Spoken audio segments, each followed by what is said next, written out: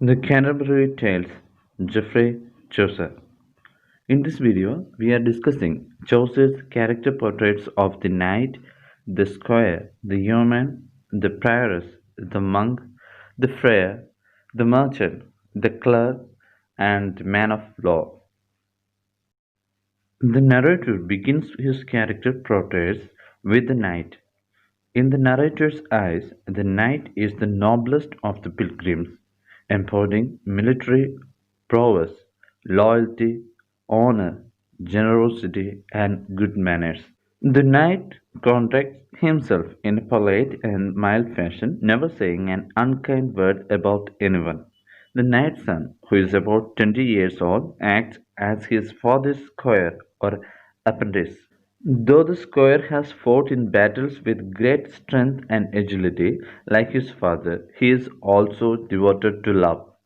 A strong, beautiful, curly-haired young man dressed in cloth embroidered with dainty flowers, the squire fights in the hope of winning favor with his lady. His talents are those of the courtly lover, singing, playing the flute, drawing, writing, and riding, and he loves so passionately that he gets little sleep at night. He is a dutiful son and fulfills his responsibilities towards his father, such as carving his meat. Accompanying the knight and squire is the knight's yeoman or freeborn servant. The yeoman wears green from head to toe and carries an enormous bow and beautifully feathered arrows, as well as a sword and small shield. His gear and attire suggest that he is a forester. Next, the narrator describes the prioress named Madame Eglantine. Although the prioress is not part of the royal court, she does her best to imitate its manners. She takes great care to eat her food daintily, to reach for food on the table delicately, and to wipe her lip clean of grease before drinking from her cup. She speaks French, but with a provincial English accent. She is compassionate towards animals, weeping when she sees a mouse caught in a trap, and feeding her dogs roasted meat and milk. The narrator says that her features are pretty, even her enormous forehead.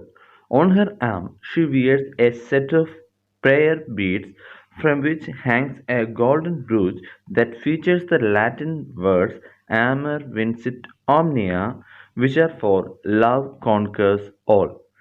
Another nun and three priests accompany her. The monk is the next pilgrim the narrator describes. Extremely handsome, he loves hunting and keeps many horses. He is an outrider at his monastery. He looks after the monastery's business with the external world, and his horse's bridle can be heard jingling in the wild as clear and loud as a church bell. The monk is aware that the rule of his monastic order discourages monks from engaging in activities like hunting, but he dismisses such strictures as worthless. The narrator says that he agrees with the monk. Why should the monk drive himself crazy with study or manual labor? The fat, bald, and well dressed monk resembles a prosperous lord. The next member of the company is the friar, a member of a religious order who lives entirely by begging. This friar is jovial, pleasure-loving, well-spoken, and socially agreeable. He hears confessions and assigns very easy penance to people who donate money.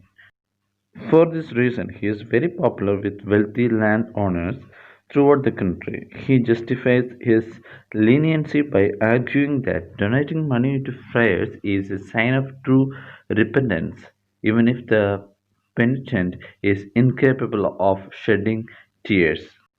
He also makes himself popular with innkeepers and barmaids who can give him food and drink.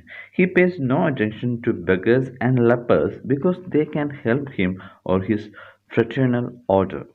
Despite his vow of poverty, the donations he extracts allow him to dress richly and live quite merrily.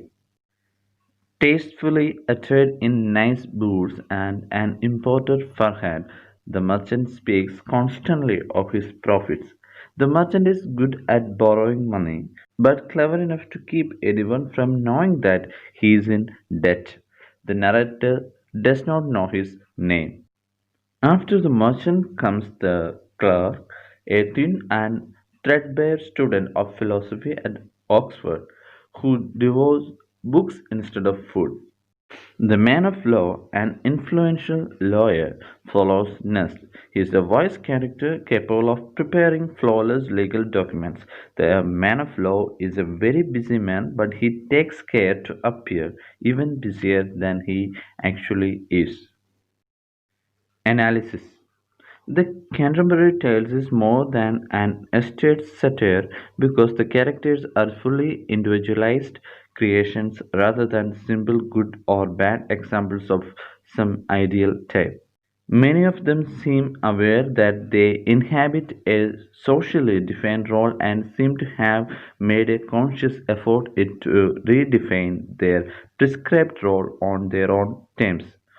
For instance, the squire is training to occupy the same social role as his father, the knight, but unlike his father, he defines this role in terms of the ideals of courtly love rather than crusading. The prioress is a nun, but she aspires to the manners and behavior of a lady of the court, and like the squire, incorporates the motives of courtly love in her Christian vocation.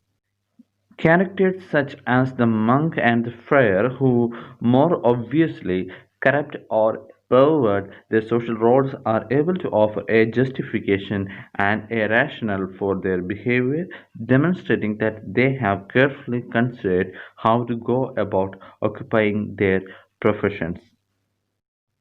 In the next video, we can discuss the character portraits of the other pilgrims. So, stay tuned.